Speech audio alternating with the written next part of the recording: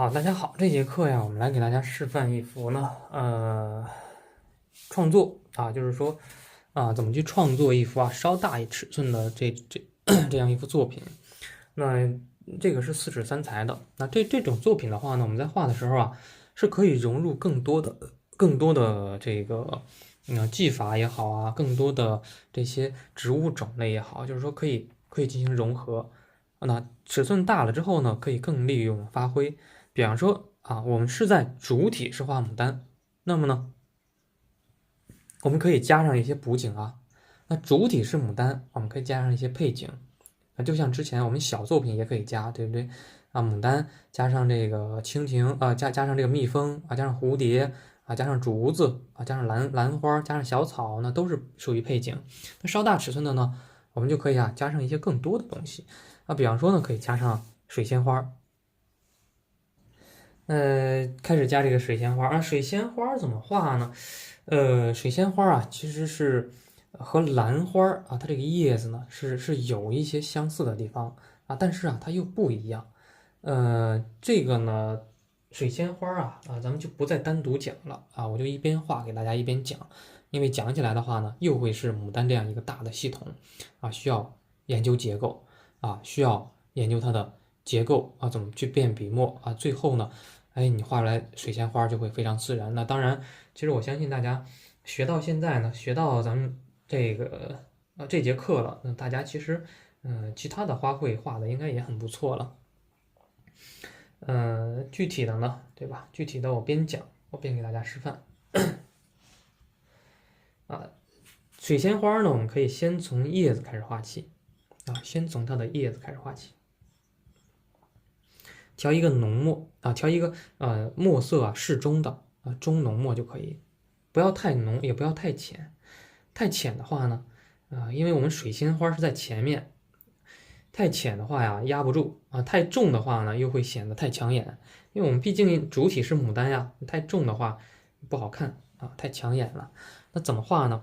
水仙花我们首先要考虑到一个画面的构图。那水仙花我要画多大呢？比方说我这个地方想画水仙花这个地方呢我画牡丹提前先把这些构思好，先要有一个大的心里先要有一个大的概念我哪个地方画哪儿，对吧？我哪个地方画什么？水仙花它的这个叶片是加宽的蓝叶子蓝叶子是比较细的，它的叶子呢是比较宽的然后比较厚的，并且它的转折呢相对来说要少一点兰花叶子转折很多，那这个叶子呢比较少一点的。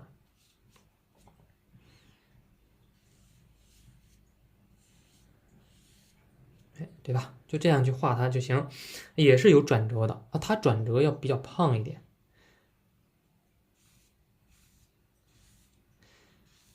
兰花叶子转折要瘦它的转折呢要胖。画的时候也是可以自由一点，就是说它也是一样它也是兰花的，对吧？这种形态兰花叶子的形态都是属于草本的这种所以说画的时候呢，其实大感觉还真是差不多。画上它的水仙的根部，水仙不开花装蒜，特别像一个大蒜，根部呢就特别像一个大蒜的感觉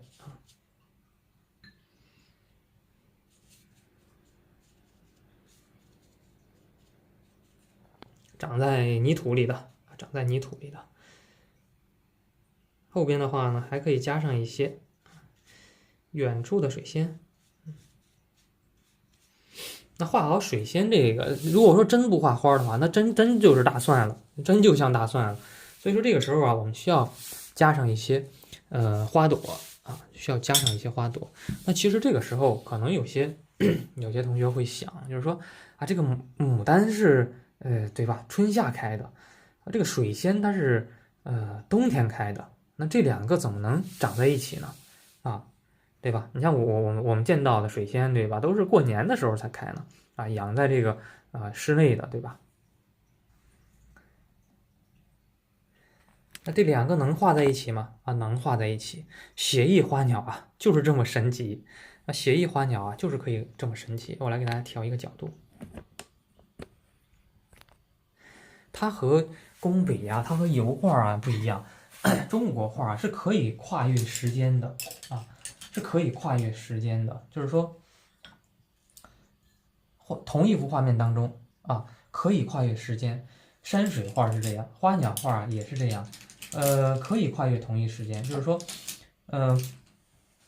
一年当中啊，水仙它是1月份开的啊，牡丹的话呢，对吧？它1月份也有开的。你像现在我们培育出来的牡丹也有1月份开的，也有正月里就能开花的啊，但是毕竟是少数。那么古人对吧？古人为什么这样画呢？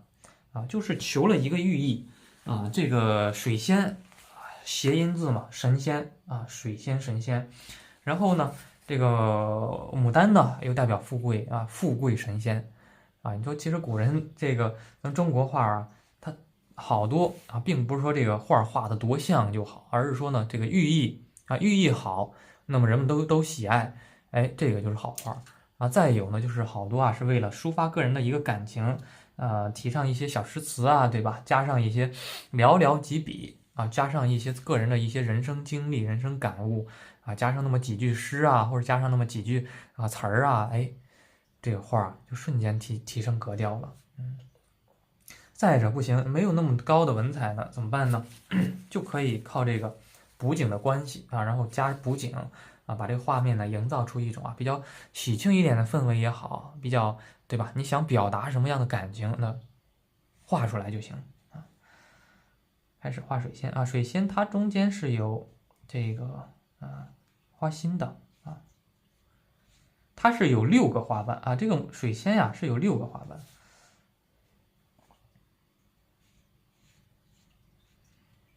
像我刚才是画了5个啊，这个地方加了一个后面的，有这么个意思就行。有时候啊也画5个，为什么画5个呢？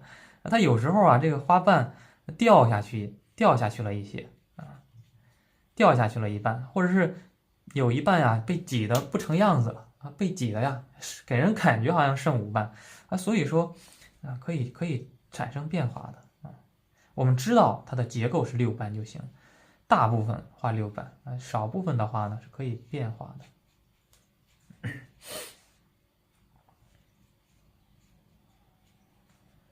有些是盛开的啊，有些呢是这个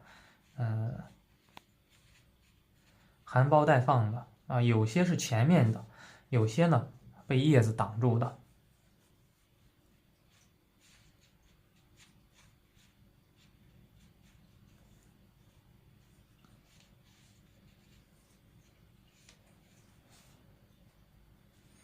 大家当然啊，大家如果说没有还没有练过这个水仙花呢，也不要紧，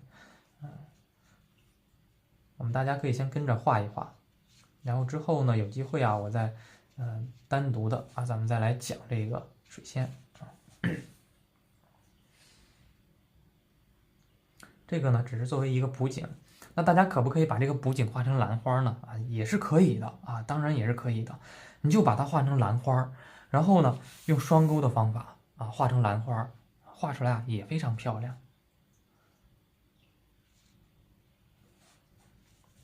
对吧？点上一些这些小的结构啊就可以了。就是一簇啊，就是一簇水仙啊。画好水仙之后呢，我们可以先等它干一干啊，先不要管它呢，就这样待着就行啊。然后先画其他的牡丹的花头、牡丹叶子，最后呢，我们再去给它上色。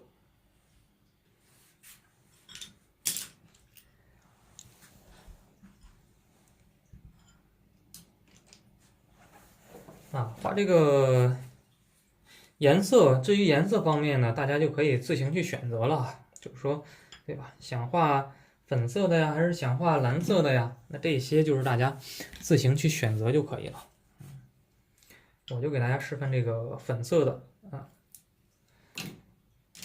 粉色的这个画出来啊，比较漂亮，但是呢，给人感觉啊是比较稳重的啊，不算太俗气。如果说颜色太多太鲜艳的话，但是有时候给人感觉啊是有点俗气的。大画颜色呢就多调一点，还是先调太白啊，先调太白，然后呢笔尖上来点牡丹红。啊，来点牡丹红啊，这个地方对吧？我们要定好位置，哪个地方画牡丹呢？啊，比方说我想这个地方画牡丹，那这个地方作为一个补景啊，牡丹呢我就不要画在正中间，画在偏左或者偏右。那偏右，如果说这个地方再来一朵大牡丹，就和它冲突了。那这些对吧？就冲突了，上面顶了一个大牡丹，一定不好看啊。我把牡丹花呢，我就画在这个位置。那这个位置牡丹花，我可以让它朝向稍微朝向下一点，这样一个弯曲的这样一个感觉啊，也可以呢形成一个三角形的构图。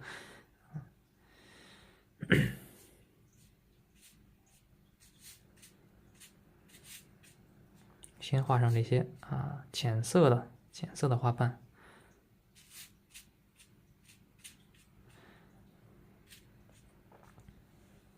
画上一个浅色的花瓣啊，然后呢，这个地方我们可以再来上一个呀，稍微小一点的花苞，一个大的也不够啊，一个大的感觉还是有点空啊，加上一个小花苞。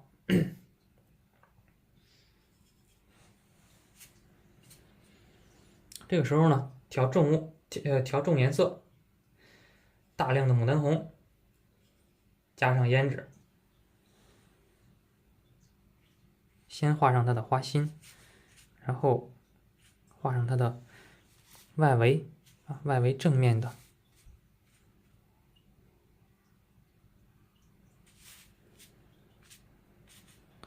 这个我们画一个呀，稍微向下低垂一点的这样一个牡丹花，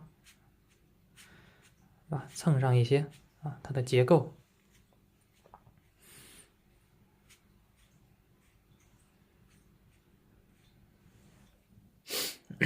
还是里面的要重一点，这个地方呢要浅一点，是吧？简单的蹭一下先，简单的蹭一下。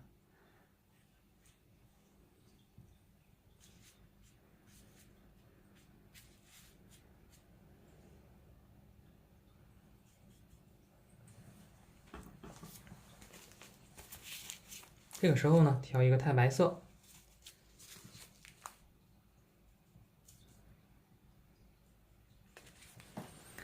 把它的反面把它的反面呢，再给它画一下。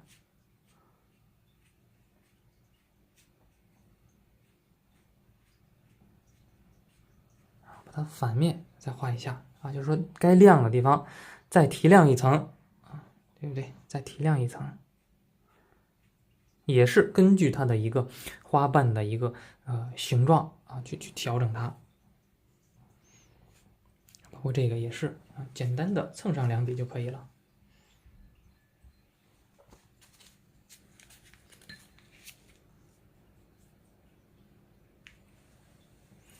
需要加重的地方再加重一点，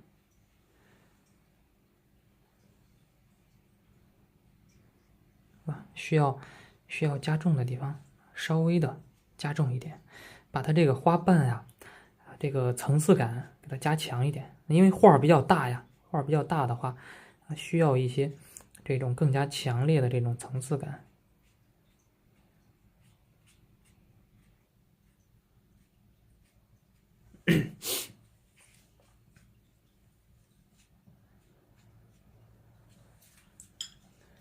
然后呢，来上一个藤黄色。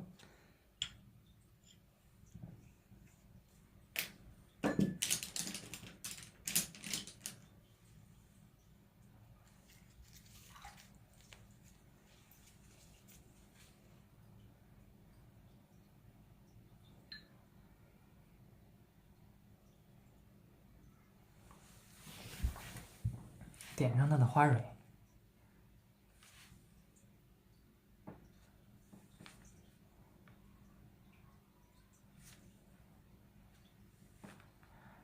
雌蕊被挡住了雌蕊我是没有画的，雌蕊我是被这个花给挡住了，所以说被这个前面的这些雄蕊呢给挡住了，所以说我就没有加啊，没有画。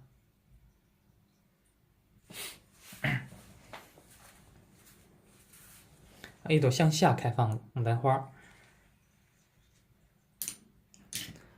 然后呢加上它的枝干，加上它的叶子。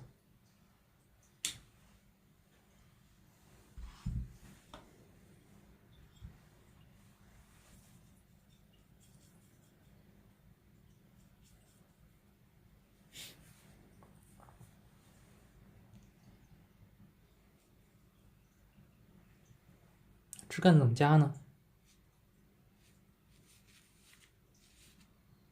先把它的一个大的枝给它定好，哪儿长过来的，这个地方有一个折枝，不用画它的具体的根部，就好像折断了一样，折枝的感觉。一些老枝，长得比较高一点的老枝。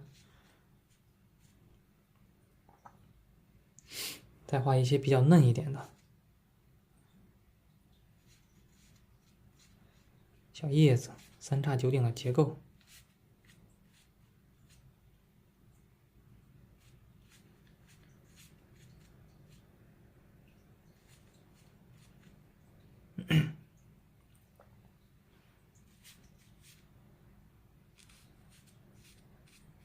出来2个枝，这边还有再加一个，再加一组叶子。这个地方呢，花朵的外边还有一组叶子，这边都可以加上一组叶子。那大画的话，我们这个叶子呢就可以加的丰富一点。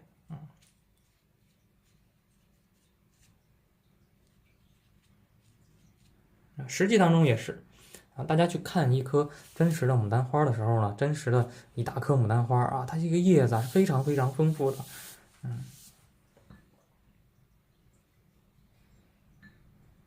这时候调点墨调点浓墨来画它这个地方的叶子。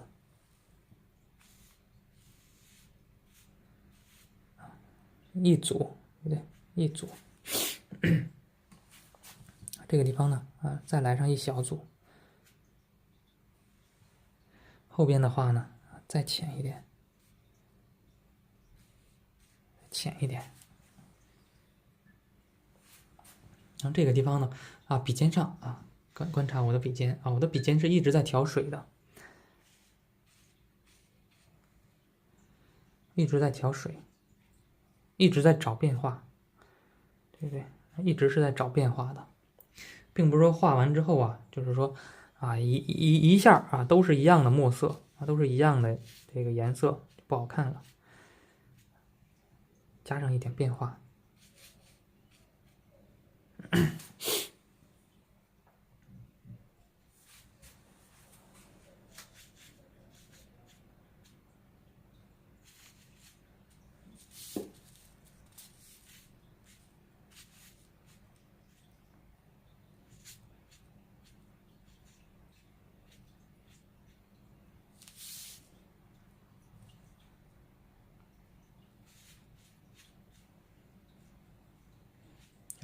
加上水呀，加上一点水呀，加上一些这些墨呀，总归就是在找变化总之就是在找变化，不要画的很平，只要你画面画的很平，一定会给人感觉死板不生动不断的在寻找画面当中这些矛盾寻找他们的这些变化这样画完之后，对吧？还有聚散的变化这个地方就比较密集一点这个地方呢就对吧？稍微零散一点，聚散的变化，深浅的变化，不断的在寻找这些。简单的画上一点就可以。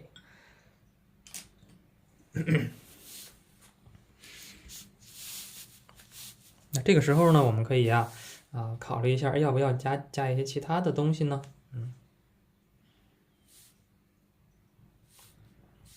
比方说这个地方，我们加上2只小白头翁加上2只小白头翁。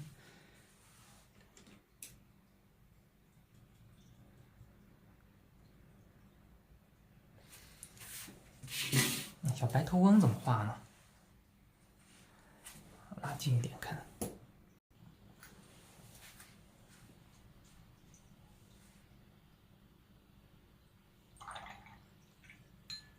这些小的补景的话啊，可以画得更细一点。找到一个三青色啊，找到一个三青色，画上两只蓝色的吧，画上两只蓝色的白头翁。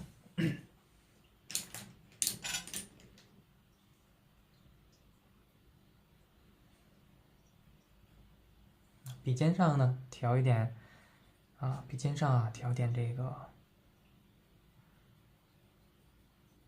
三青啊，在笔尖上呢，适当的调一点点墨。我们先画它的翅膀，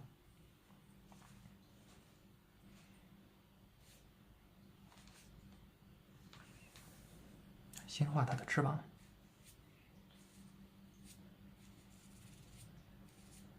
好，先这样蹭上一点啊，现在还看不出翅膀来呢，对吧？不要紧，我们慢慢的去刻画它。这个另一只也是，适当的调点墨。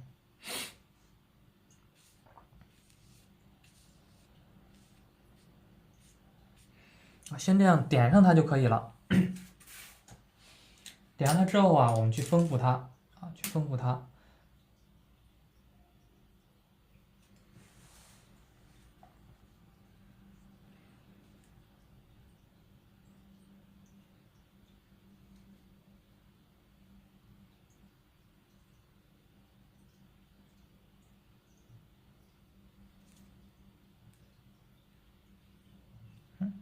嘴巴、眼睛，白头翁啊，它头是白的，对不对？画上它小脑袋，白色的，白头翁，白头翁。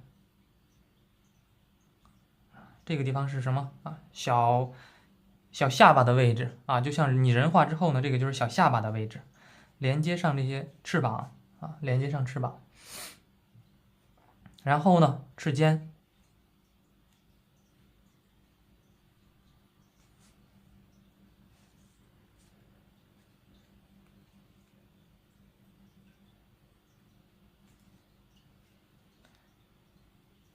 连接上翅尖啊，之后呢，再调一个稍浅一点的墨色。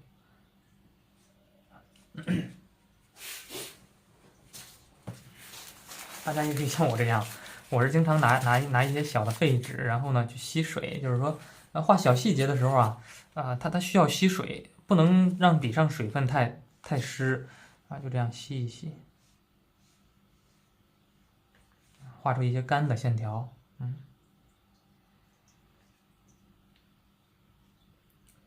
尾巴，尾巴的位置，撅着一个小屁股啊，这样一种感受啊，朝这边看着这儿啊，看着它呢又朝向上边，它又朝向上边。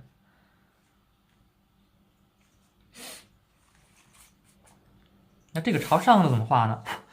啊，可以啊，先画它的小脑袋。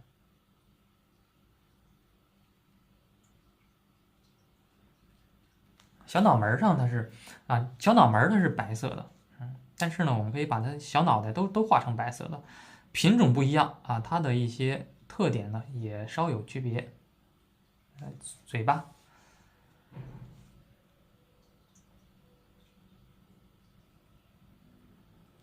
眼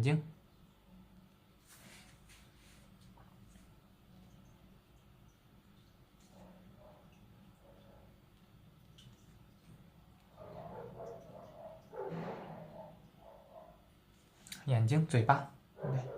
接着往下走接着这个地方是它的翅膀翅膀，尾巴，对，尾巴。接着呢就是它的腹部腹部这两只都是在地上站着的并没有飞着。为什么没有飞着呢？飞着的话呀，会牡丹是向下垂的。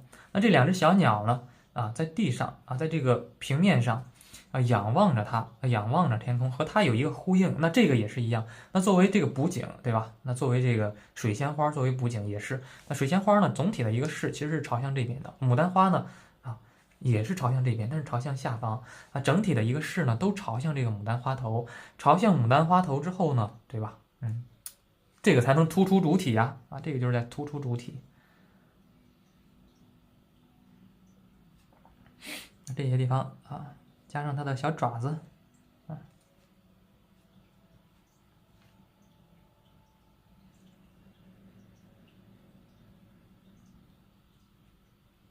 加上它的小爪子，可以了。之后呢，再调一些颜色，我们来画一下白头翁身上的颜色。它身上的颜色怎么画呢？身上的颜色也是可以呢，其实是有好多种调法可以藤黄，加点牡丹红，画上它的小嘴巴，黄里面带点红画上它的小嘴巴。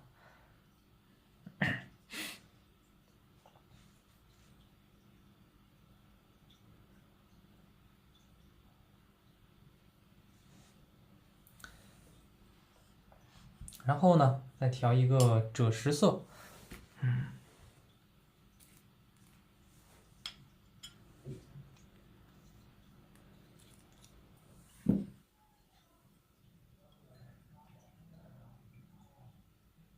调一个赭石色。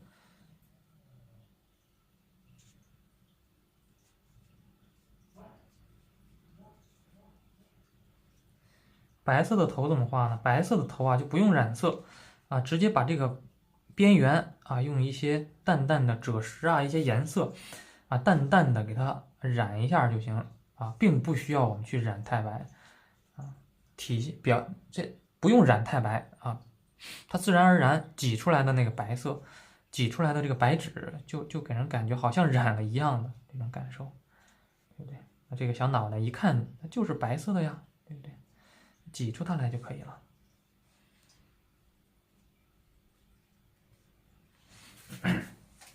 那眼睛怎么画呢？眼睛可以画的藤黄加点这个花青藤黄加点墨也行，藤黄加花青要好一点。笔尖上调一点点花青，让它自然的晕开一点。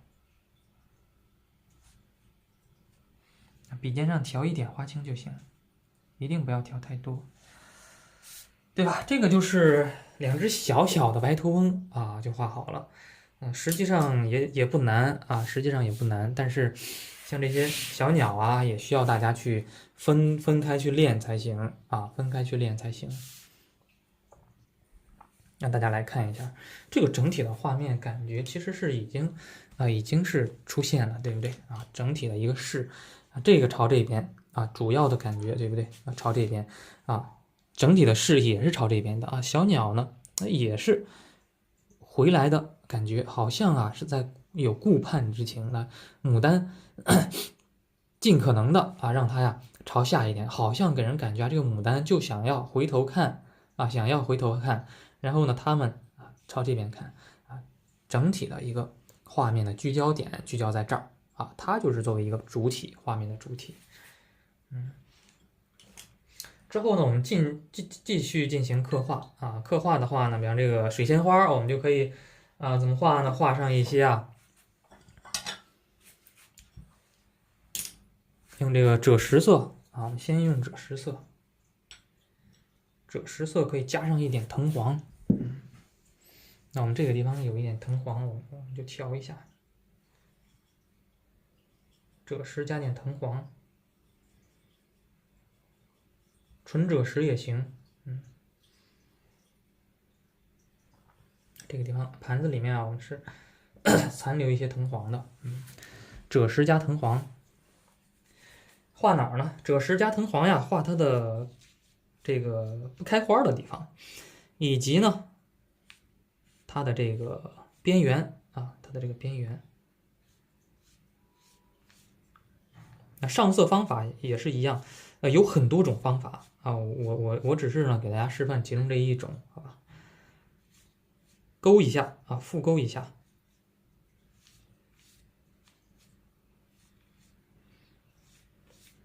啊，这样复勾一下，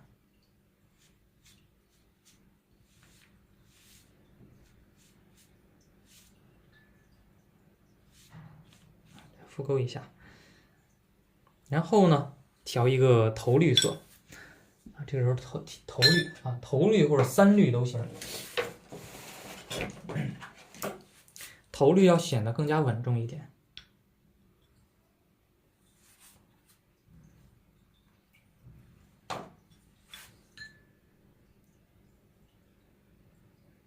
调这个头绿色啊，然后呢，直接啊就在这个空隙的地方把它涂一下就行。水仙花啊，尖的地方，叶子尖的地方啊，重一点，靠近根部呢浅一点。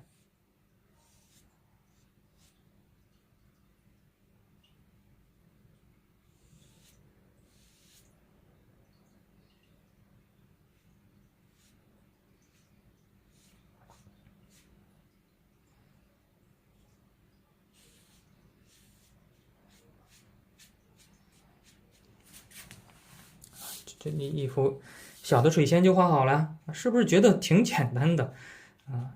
看我画是挺简单的，是吧？大家就是说在自己画的时候啊，也是要摸准它们的规律性，掌握它们的规律性。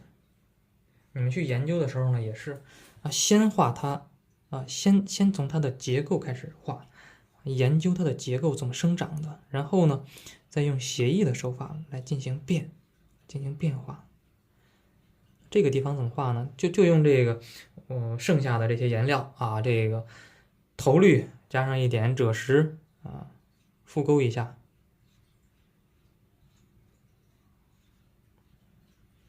复勾一下。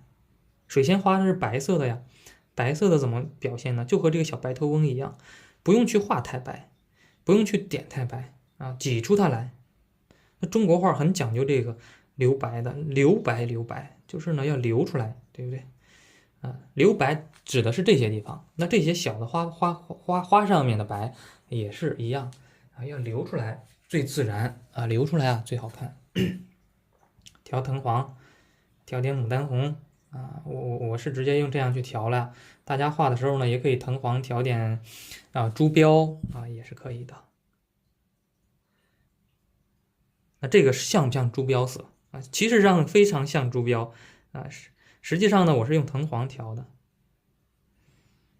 就中国画其实有时候特别好玩，你们画的多了之后，你们去研究研究多了之后，你们会发现好多颜色是可以互调的啊。为什么我用颜色，我用这个颜色的时候呢，我都是用12色的，因为12种颜色就够了，完全就够了，那不需要太多。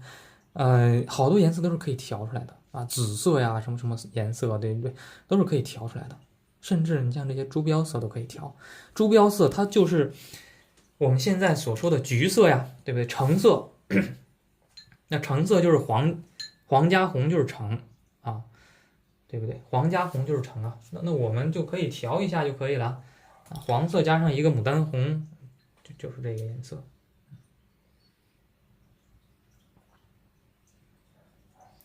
有时候我告诉大家，就是说，你们可以自己尝试一些，怎么尝试呢？比方说，我们画完一幅画啊，发现盘子当中有好多这些，对吧？杂七杂八的颜色，你们没事儿，你们就这个掺这个试一下啊，这个掺这个试一下，这个掺这个能不能调出一个不一样的颜色呢？就是可以尝试啊，要大胆的去画，尝试。那这些都是我们到创作到后面一些小的方法，就是说。怎么最后才能搞创作、搞创新呢？都是研究，都是试验出来的，都是玩出来的。不要一味的学传统啊，传统的话呢是要学啊，学完传统还要走出来才行。古人总结的方法，古人总结的规律，那都是古人总结的，包括课上对吧？我给大家总结的这些方法，那也都是我总结的呀。那你们自己呢？你们自己啊也要慢慢的进行创新，进行组合。我把学画的窍门，我把学画的诀窍都教给大家了。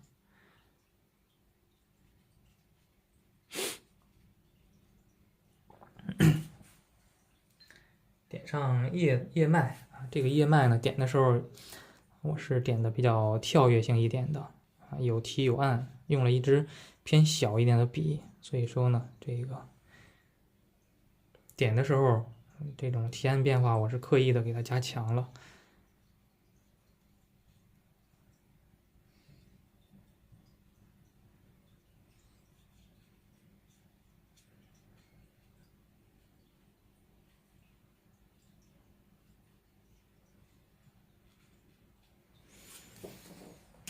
就可以了呀，就可以了。这个地方我感觉可能还需要加上一个小的花朵，藏起来的花朵，在叶子后面的花朵更好看。那就加一点先笔上有深色的，我就先画深色的，然后呢，再调一个浅粉，再去加粉色的。是不是画熟了之后，大家发现我画画特别随意，笔上有什么颜色我就先画什么然后呢，然后再去调另一个颜色最后呢，就画出一个四象不像的这样一个小花朵了。那画画就是这样真正搞创作的时候，真正画的时候，怎么才能画得自然呢？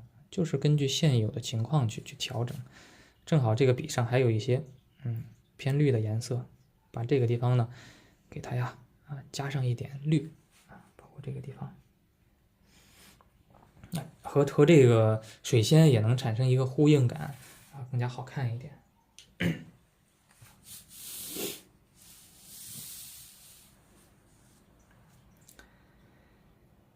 那这个画的话呢，对吧？我们就画好了，就结束了。最后提上字。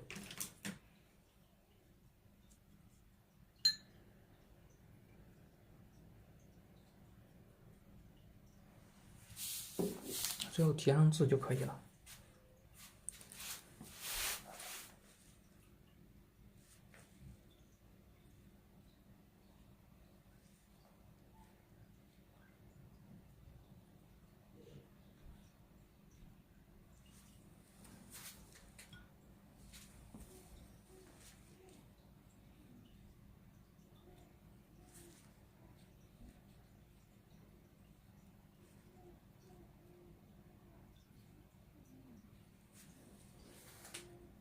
这个题字的笔选的有点小了，小的话呢需要一直蘸墨。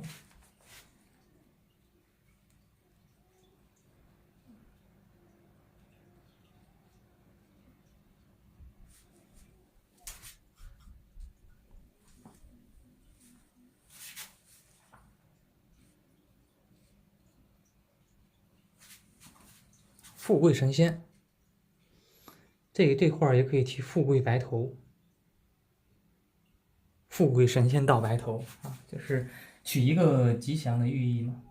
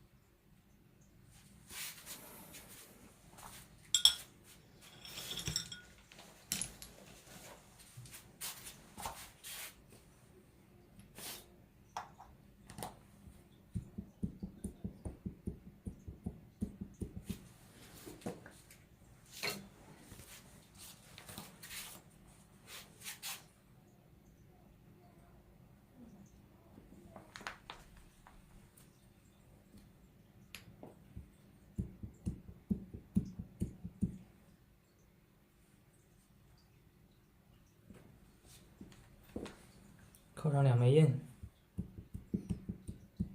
上边的话呢，再扣一个银手章。